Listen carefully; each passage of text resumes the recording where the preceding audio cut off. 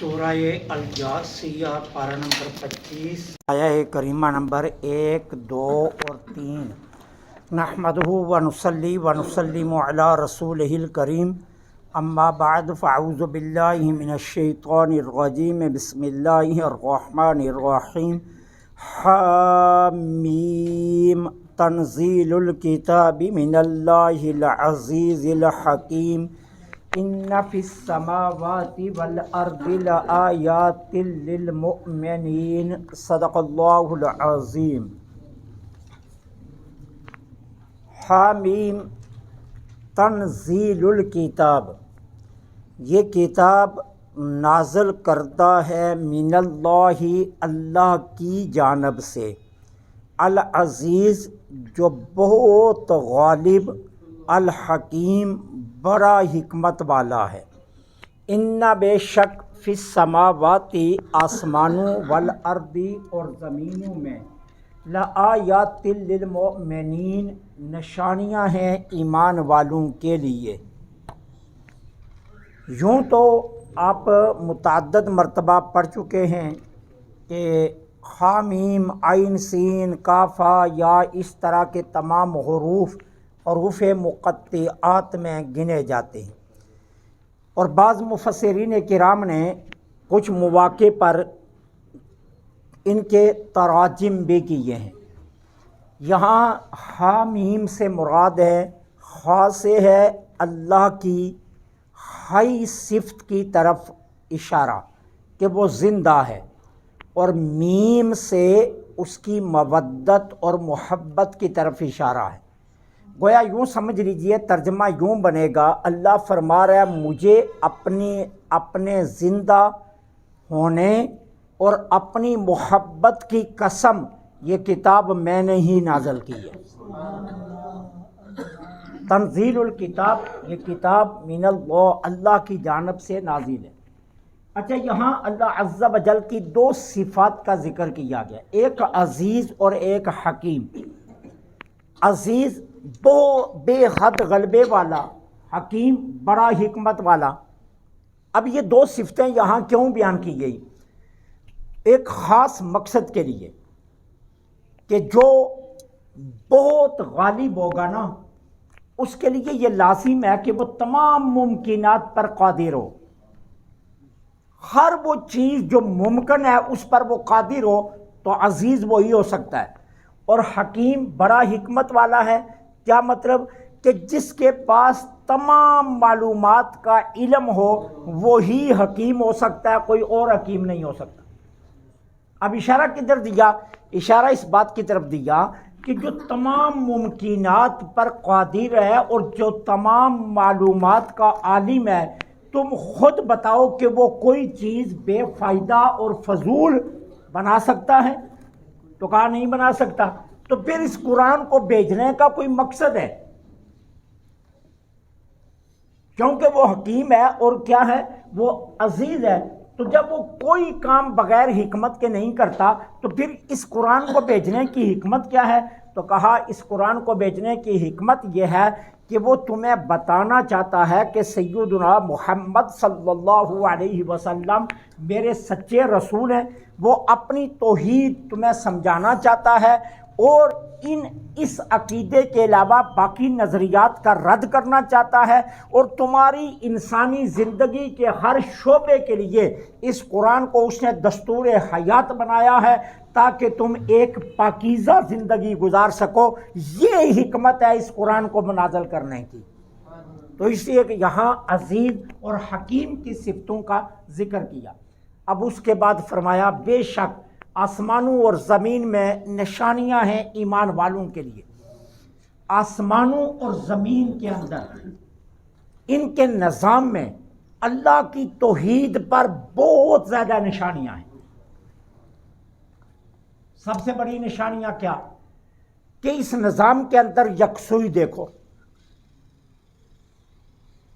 چاند، سورج، مریخ، سیارے، ستارے، ہر کوئی ایک نظام کے تحت چل رہے ہیں۔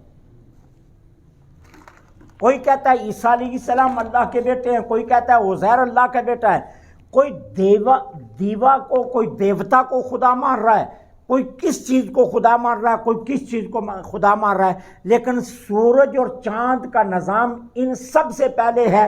پتہ یہ چلا ان میں سے خالق کوئی بھی نہیں ہے، کیونکہ یہ سارے خود بعد میں آئے ہیں، تو یہ سورج اور چاند تو پہلے تھے۔ ایک نشانی۔ دوسری نشانی کیا کہ اس کے نظام کے اندر تم یکسوئی دیکھو، کیا کہ گلاب کے پودے پر گلاب کا پھول ہی لگتا ہے، کبھی چنبیلی کا نہیں لگا، اور چنبیلی کے پودے پر ہمیشہ چنبیلی کا پھول لگتا ہے، کبھی گلاب کا نہیں لگا۔ آم کے درخت پر آم ہی لگتا ہے، کبھی اخروٹ نہیں لگا۔ انگور کی بیل پر انگور ہی آتا ہے، کبھی کوئی اور پھل نہیں آیا۔ یہ سارے نظام کی یکسوئی جو ہے یہ کیا اعلان کر رہی ہے کہ جس طرح یہ نظام ایک ہے، اس کا ناظم بھی ایک ہی ہے۔ اس لیے فرمایا کہ زمین و آسمان میں بہت نشانیاں ہیں ایمان والوں کے لیے۔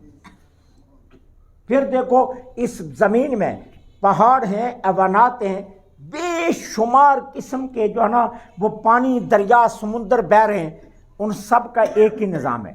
جب سے ہم نے دیکھا اگر دریا مشرق کو جا رہا ہے تو مشرق کو جا رہا ہے، ایسے نہیں ہوا کہ 2 سال کے بعد اس نے اپنا رخ مغرب کو کر لیا ہو۔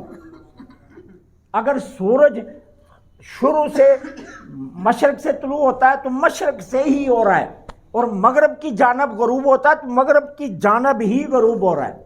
چاند کا ایک نظام ہے کہ وہ پہلے ایک دھاگے کی طرح طلوع ہوتا ہے، پھر بڑھتا ہے، پھر 14ویں کے بعد گھٹنا شروع ہو جاتا ہے، اور پھر ایک دن چھپ کر پھر دوبارہ طلوع ہوتا ہے، تو وہی نظام ہے۔ اس نظام میں کوئی تبدیلی نہیں آئی۔ تو کہا یہ سارے نظام گواہی دے رہے ہیں کہ ان سب کا ناظم ایک ہے، اور وہ ناظم کون ہے؟ جو ان سب سے پہلے ہے، ان ساری چیزوں سے جو پہلے ہے وہ ان کا ناظم ہے۔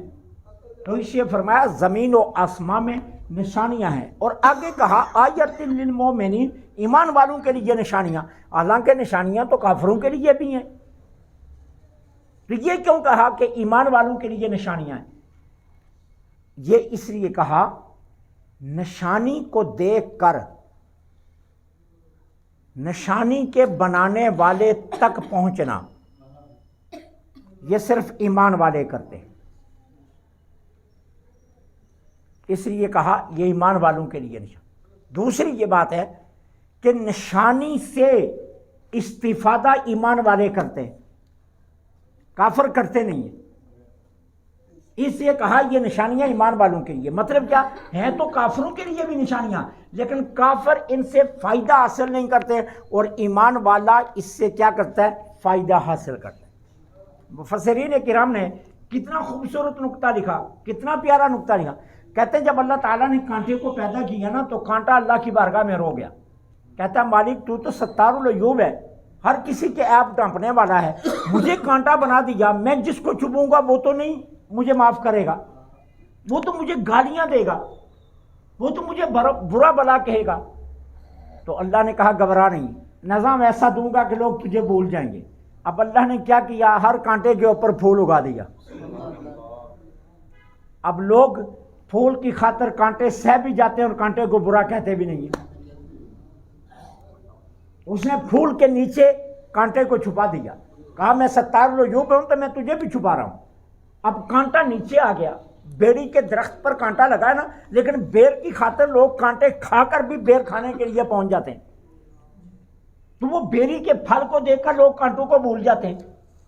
جس درخت پر بھی کوئی کانٹا ہے وہاں اللہ نے کوئی نہ کوئی پھل لگا دیا ہے، کہیں پھول لگا دیا، تو کہا گھبرا نہیں۔ تو یہ نظام بتا رہا ہے کہ وہ خالق ہے، لیکن یہ سارے نظام میں خالق کی جستجو کون کرتا ہے؟ صرف ایمان والے، دوسرے نہیں کرتے۔ اس لیے کہا یہ نشانیاں ہیں ایمان والوں کے لیے، کیونکہ جستجو جو کرتے ہیں وہ ایمان والے، تو کافر جستجو نہیں کرتے۔ اللہ سے دعا ہے اللہ حق کہنے کی توفیق عطا فرمائے۔